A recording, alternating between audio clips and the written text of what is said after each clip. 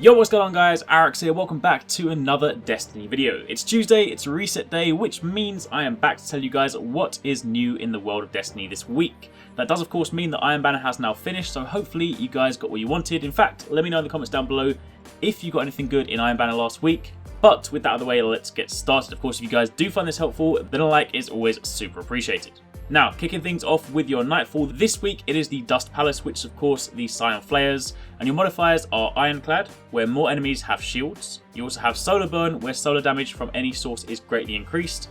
You have Brawler, where Guardian melee damage is greatly increased, and you also have Airborne, where players deal more damage while in the air. So of course we do have a burn this week, which will make things a little bit easier, but of course it does also mean you need to watch out for that solar damage at the end of the fight. Things can get a little bit hectic in the Dust Palace Nightfall, but if you can stay on top of the ads, then you should be alright. On top of that, as I say, every single week, make sure you do at least 3 Vanguard Heroic Strikes, because of course the first 3 will yield 10 legendary marks each, and that is a total of 30, and if you've just been buying things in Iron Banner, then you might be running low. Then moving over to the raid, this week is of course the Golgoroth Challenge. Last week was War Priest, next week will of course be Arekkz, but this week is the Golgoroth Challenge. Pretty sure by now all you guys know how this works, but if you guys are new to Destiny, maybe you just picked it up recently, and you're looking for some help, then there's a guide on how to defeat Golgoroth both normally and in challenge mode over on the channel. Then after that, turning our attention to your weekly Sterling Treasure, make sure you at least visit the Postmaster for 1 free Sterling Treasure. Interesting note, you can also create a new character to get another one if you were so inclined. But grab your Sterling Treasure from the Postmaster, then you can also get one from the weekly Crucible playlist. This time around it's Inferno 6v6.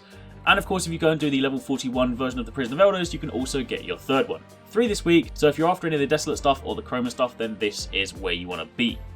Next up, moving over to the Challenge of the Elders, your bonus modifier or your kill modifier this week is a super kill bonus. So kills with super will of course give you bonus points, and that means you're going to want to grab the supers that typically last a lot longer, maybe things like Stormcallers, because of course you can roam around getting lots of enemies. For the Titans, maybe something like Hammer, and of course for Hunters, something like Blade Dancer would probably be good.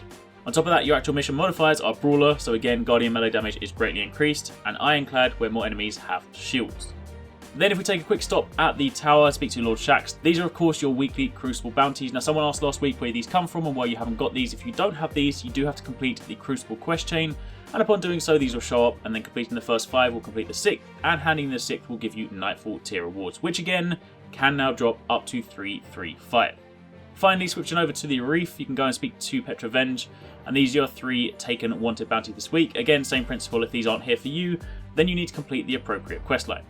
Now last but by no means least, your tier 3 Court of Arekkz boss this week is Kagura. That is of course the one where you need to shoot the eyes to get the buff which allows you to take down the Ogre, and upon taking down the Ogre you can deal damage to Kagura, and the rest of it is plain sailing. And again, do bear in mind that these can now drop up to 335 artifacts, so for anyone that's still trying to go for the 335 light number, this is where you need to be.